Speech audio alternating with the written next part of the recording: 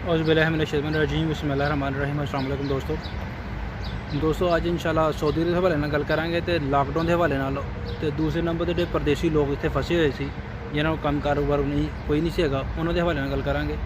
तो उन्होंने वास्ते बड़ी खुशी की खबर है, बड़ी खुशी की गल है उन्होंने वास्ते कि सऊदी गौरमेंट ने लॉकडाउन नरमी की है सुबह 9 बजे तो लैके शामी 5 बजे तक।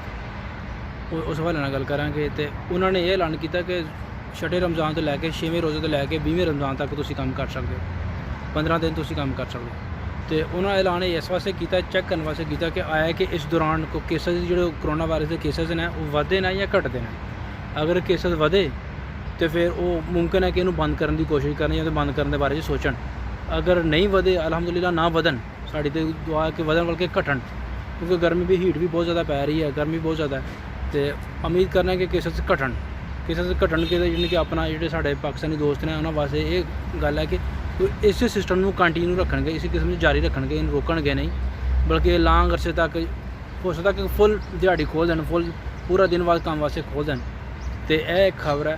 तो ये साढ़े जो पाकिस्तानी भरा फसे जिन्हों के काम कुम फसे थे वो अपना काम शाम कट सकते हैं, अपना काम शाम कर सकते हैं।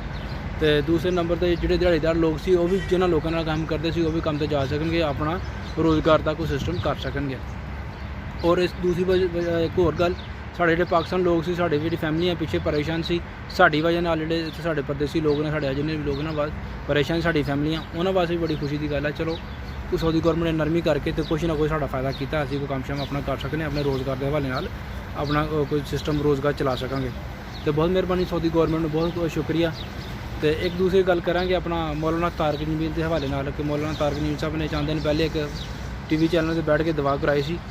तो वो जी दवा कराई वो कोई TV चैनल के एंकर पर्सन या जो कोई सहावी हजरा दी उन्होंने कोई गल नागवार गुजरी है, बड़ी बुरी लगी है। उन्होंने तो बुरी लगनी सी क्योंकि उन्होंने रोजी रोटी का सवाल सी।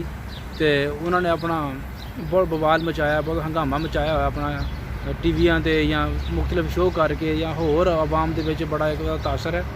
तो मैं मौला जमील साहब की गल तो बहुत ज़्यादा अपना एग्री करना, उन्होंने एप्रीशिएट भी करना कि उन्होंने सच नूं सच किया है। तो बहुत जरूरत की उन्होंने। और दूसरे नंबर पर उन्होंने गल कही है तो बाद उन्होंने मजबूर किया, वो शरीफ आदमी अपना इस्लाम बयान करने वाला बंदा, इस्लाम के मतलब गल्लां दस्सण वाला, इस्लाम की गाही फैलाने वाला बंदा। तो उन्होंने अपना सारी आवाम के सामने माफ़ी भी सरेंडर भी किया, माफ़ी मंगी। उन्होंने माफ़ी भी वो लोग मंगते हैं जिन्हों का जिगरा वड्डा होंदा, जिन्हों का दिल वड्डा होंदा, जिन्होंने अल्लाह ताला ने जिन्होंने दिल दिता होंदा। तो ये इस वास्ते लोग उन्होंने माफ़ी मंगी है। तो माफ़ी मांग के उन्होंने अपना कद बड़ा किया, वो अपने छोटा नहीं किया।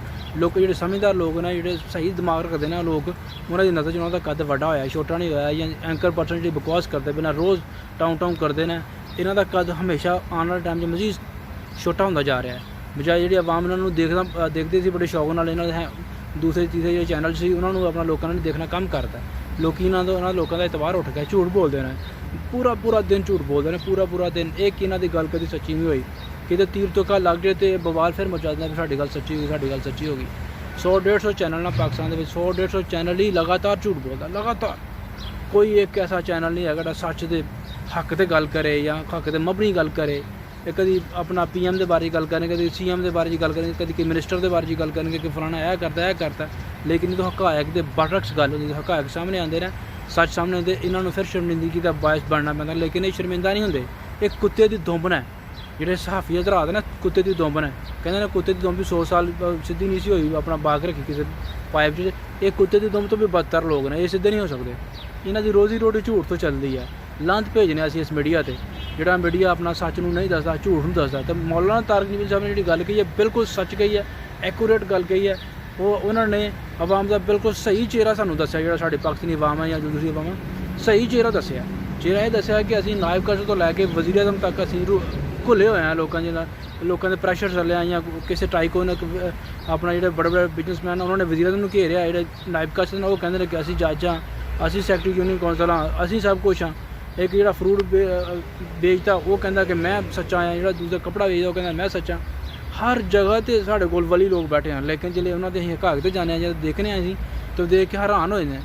एक असीं फ्रूट की मिसाल लै रहे हैं, अगर फ्रूट 20 रुपये का मार्केट में मिलता पाया, बाहरों मंडी चो लैके आते हैं, तो वो फ्रूट जो 20 रुपये का फ्रूट है वो 60 रुपये की 70 रुपये बेचने की कोशिश करते हैं, यानी कि 300% 350% ज़्यादा बेचते हैं, महंगा करके बेचते हैं, कसमां खाते हैं, ਝੂਠ ਬੋਲਦੇ ਨੇ।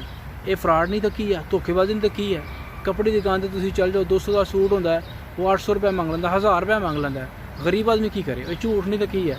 ਆਵਾਮ ਨੂੰ ਇਹ ਨੰਗਾ ਆਪਣਾ ਆਵਾਮ ਦੇ ਕੱਪੜੇ ਲਾਉਣ ਦੀ ਕੋਸ਼ਿਸ਼ ਕਰਦਾ, ਆਵਾਮ ਨੂੰ ਨੰਗਾ ਕਰਨ ਦੀ ਕੋਸ਼ਿਸ਼ ਕਰਦਾ। ਤੁਹਾਡੇ ਕੋਲ ਪੈਸੇ ਨਹੀਂ ਹੈਗੇ, ਇਹ ਹੈ ਉਹ, ਤੁਸੀਂ ਕੱਲ੍ਹ ਸਾਡੀ ਐਡੀ ਦੁਕਾਨ 'ਤੇ ਆਇਆ ਸੀ। ਹਰ ਇੱਕ ਚੀਜ਼ ਜਿਹੜੇ ਨਾ ਪਾਕਿਸਤਾਨ ਦੀ ਆਵਾਮ ਦੇ ਆਪਣਾ ਮੌਲਵੀ ਤਾਰਿਕ ਨਬੀਲ ਸਾਹਿਬ ਨੇ ਬਹੁਤ ਚੰਗੀਆਂ ਗੱਲਾਂ ਕੀਤੀ, ਬਹੁਤ ਚੰਗੀ ਗੱਲ ਕੀਤੀ। ਵਾਕਿਆ ਅਸੀਂ ਫਰਾਡੀਆਂ, ਵਾਕਿਆ ਅਸੀਂ 2 ਨੰਬਰ ਆ, ਵਾਕਿਆ ਅਸੀਂ ਧੋਖੇਬਾਜ਼ ਹਾਂ, ਵਾਕਿਆ ਅਸੀਂ ਚੋਰ ਹਾਂ, ਵਾਕਿਆ ਅਸੀਂ ਡਕੈਤ ਹਾਂ। ਵਾਕਿਆ ਹੀ ਹਰ ਕੰਮ ਸਾਡੇ 'ਚ ਮੌਜੂਦ ਹੈ।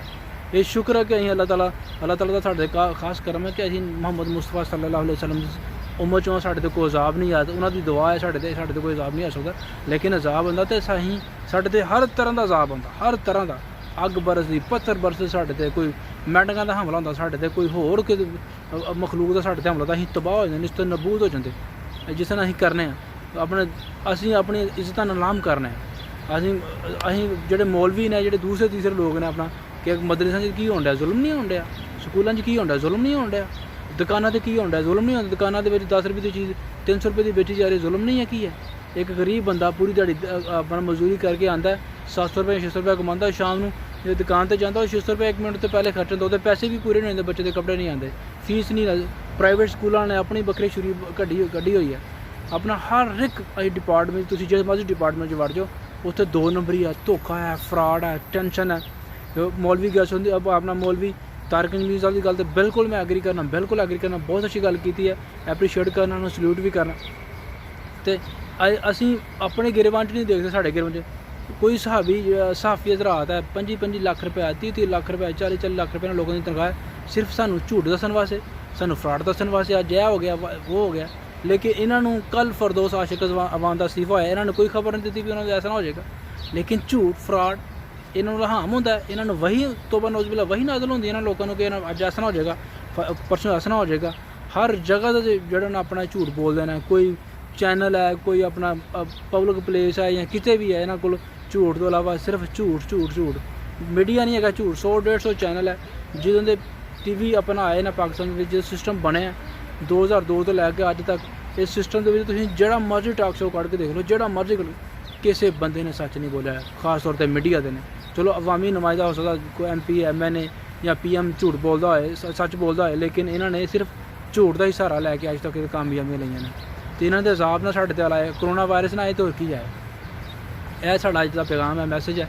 ਤੁਸੀਂ ਗੌਰ ਕਰੋ, ਆਪਣੇ ਅਰਾਊਂਡ ਬਾਉਂਡ ਵੀ ਦੇਖੋ, ਤੁਸੀਂ ਚੈੱਕ ਕਰਕੇ ਦੇਖ ਲਓ ਕਿ ਆਇਆ ਕਿ ਵਾਕਿਆ ਅਸੀਂ ਝੂਠ ਬੋਲਣਾ ਪਿਆ, ਵਾਕਿਆ ਅਸੀਂ ਸੱਚ ਬੋਲਣਾ ਪਿਆ। ਠੀਕ ਹੈ ਨਾ? ਅਤੇ ਇਹ ਸੂਰਤ ਹਾਲ ਹੈ। ਇਹਨਾਂ ਲੋਕਾਂ ਕੋਲ ਝੂਠ ਤੋਂ ਇਲਾਵਾ ਕੁਛ ਨਹੀਂ। ਖੁਦਾ ਇਹਨਾਂ ਲੋਕਾਂ ਦੇ ਦਿਮਾਗਾਂ 'ਤੇ ਨਾ ਜਾਓ, ਇਹਨਾਂ ਲੋਕਾਂ ਦੀ ਗੱਲ 'ਤੇ ਨਾ ਲੱਗੋ। ਇਹ ਝੂਠ ਬੋਲਦੇ ਨੇ, ਆਵਾਮ ਨੂੰ ਗੁੰਮਰਾਹੀ ਦੀ ਤਰਫ ਲੈ ਕੇ ਜਾ ਰਹੇ ਨੇ। ਅਤੇ ਬਹੁਤ ਮਿਹਰਬਾਨੀ ਜਨਾਬ ਮੇਰੇ ਦੇਖਣ ਵਾਲਿਆਂ ਨੂੰ। ਅਗਰ ਵੀਡੀਓ ਅੱਛੀ ਲੱਗੇ ਤਾਂ ਲਾਈਕ ਕਰੋ, ਸਬਸਕ੍ਰਾਈਬ ਕਰੋ ਅਤੇ ਸ਼ੇਅਰ ਕਰੋ। ਸਾਡੇ ਬੈਲ ਆਈਕਨ ਨੂੰ ਜ਼ਰੂਰ ਪ੍ਰੈਸ ਕਰੋ। ਮਜ਼ੀਦ ਐਸੀ ਵੀਡੀਓ ਲੈ ਕੇ ਤੁਹਾਡੀ ਖਿਦਮਤ 'ਚ ਹਾਜ਼ਰ ਹੁੰਦੇ ਰਹਾਂਗੇ। Okay, Allah Hafiz, thank you.